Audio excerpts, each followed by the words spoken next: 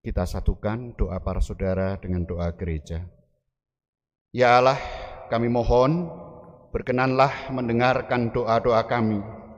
Engkau telah menganugerahkan kepada kami iman yang kokoh akan putra-Mu yang bangkit dari antara orang mati. Semoga Engkau juga meneguhkan harapan kami bahwa bersama hamba-hamba-Mu yang telah meninggal, kami pun akan bangkit untuk hidup abadi. Dengan pengantaran Yesus Kristus Putra-Mu, Tuhan kami, yang hidup dan berkuasa bersama Bapa dan Roh Kudus, Allah sepanjang segala masa. Amin. Kita mendengarkan sabda Tuhan. Bacaan dari kitab kedua Makabe. Setelah menguburkan tentara yang gugur dalam pertempuran, Yudas, panglima Israel, menyuruh mengumpulkan uang di tengah-tengah pasukan. Lebih kurang 2.000 dirham perak dikirimkannya ke Yerusalem untuk mempersembahkan kurban penghapus dosa. Ini sungguh suatu perbuatan yang sangat baik dan tepat, karena Yudas memikirkan kebangkitan. Sebab jika tidak menaruh harapan bahwa orang-orang yang gugur itu akan bangkit, niscaya percuma dan hampalah mendoakan orang-orang mati.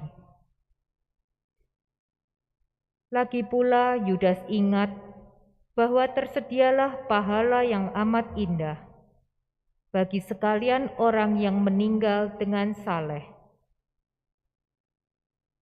Ini sungguh suatu pikiran yang mursyid dan saleh. Dari sebab itu, disuruhnyalah mengadakan kurban penebus salah untuk semua orang yang sudah mati itu, supaya mereka dilepaskan dari dosa mereka. Demikianlah sabda Tuhan.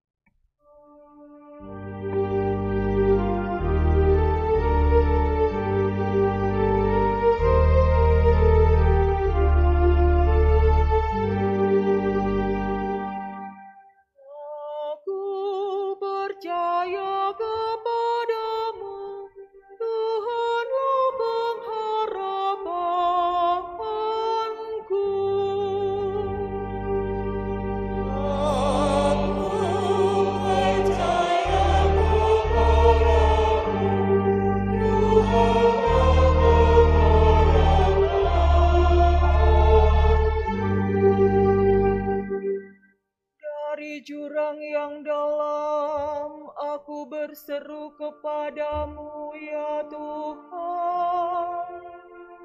Tuhan, dengarkanlah suaraku. Biarlah telingamu menaruh perhatian kepada suara permohonanku.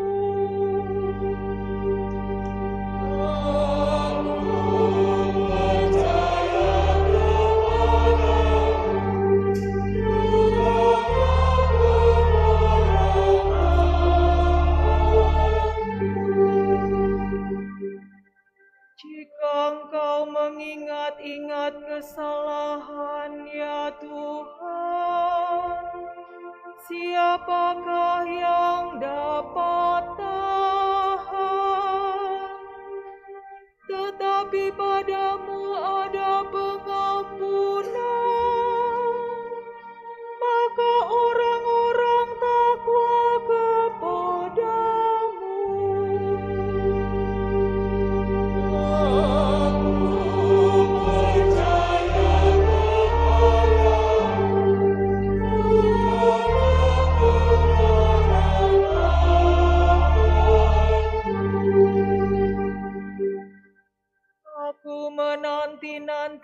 firman Tuhan, jiwaku menanti-nanti, dan aku mengharapkan firman-Nya.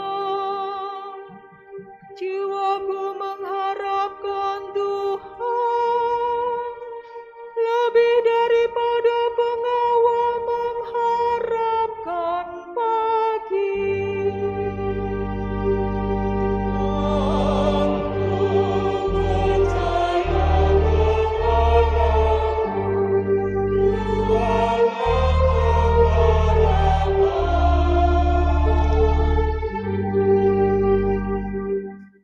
Sebab pada Tuhan ada kasih setia, dan Ia banyak kali mengadakan pembebasan. Dialah yang akan membebaskan Israel dari segala kesalahannya.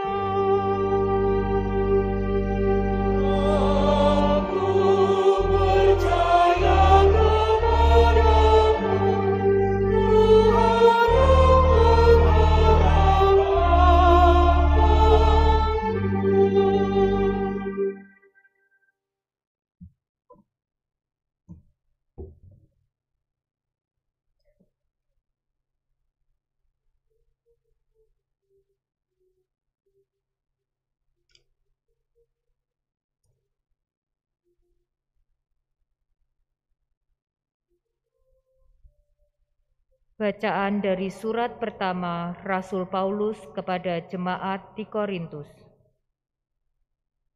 Saudara-saudara, Kristus telah dibangkitkan dari antara orang mati sebagai yang sulung dari orang-orang yang telah meninggal.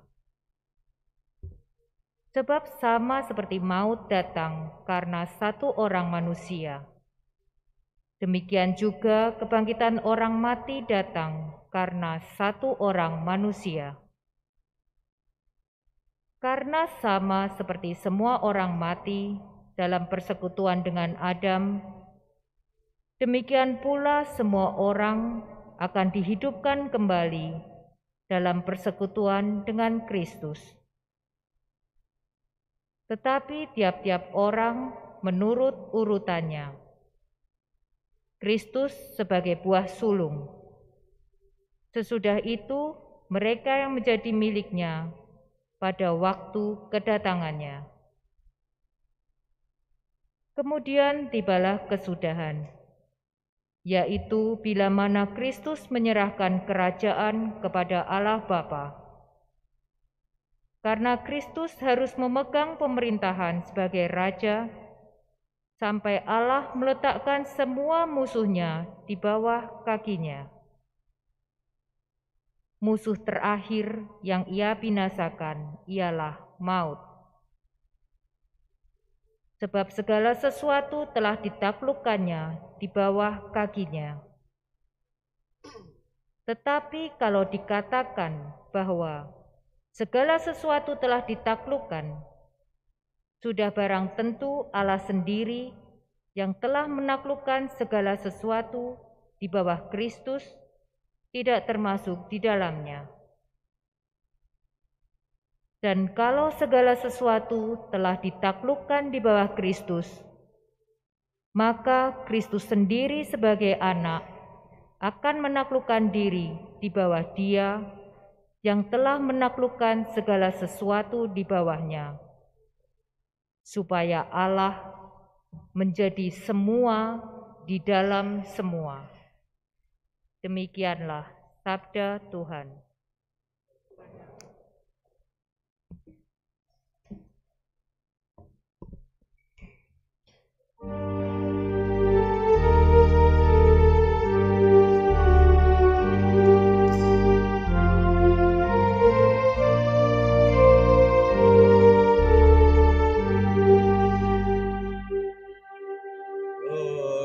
Terpujilah Kristus Tuhan, Raja mulia dan kekal.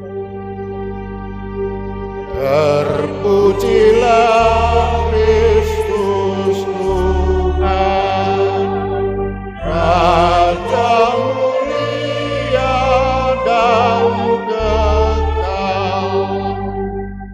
Akulah yang memberi hidup dan membangkitkan orang mati. Orang yang percaya kepadaku akan hidup, walaupun sudah mati. Terpujilah Kristus Tuhan, Raja mulia dan kekal. Tuhan bersamamu. Dan bersama. Inilah Injil Yesus Kristus menurut Yohanes.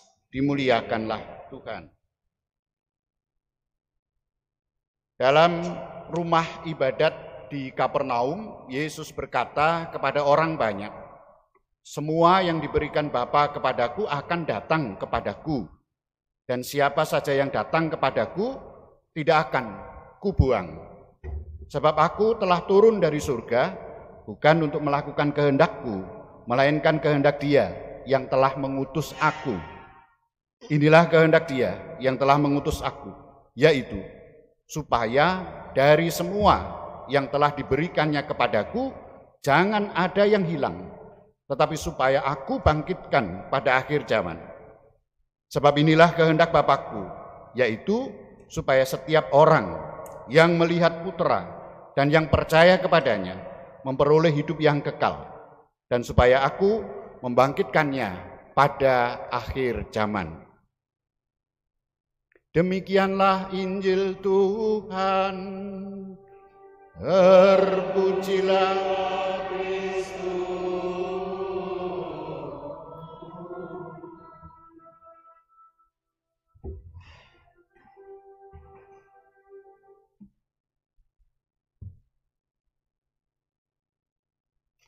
Bapak, Ibu, dan para saudara yang terkasih, selama seminggu kurang lebih kita membuka permohonan untuk mendoakan mereka yang sudah meninggal. Sampai tanggal 31 kemarin terkumpul nama yang didoakan lebih dari 1.400. Sak paroki dewek itu yang didoakan itu. Jadi di sana itu mereka berparoki sendiri. Nah, oleh karena itu tidak mungkin membacakan dalam satu kali misa. Kami membaginya kemudian dalam setiap misa dari mulai hari ini sampai tanggal 8. Maka tadi dibacakan kurang lebih 120-an nama. Kemudian besok lagi, dan besok lagi. Memang di bulan November kita sebagai warga Gereja Katolik itu memiliki 3 peristiwa yang tak terpisahkan. Yang ini selalu saya ulang, yaitu kemarin 1 November, Hari Raya Semua Orang Kudus. Dan hari ini 2 November, peringatan arwah semua orang beriman.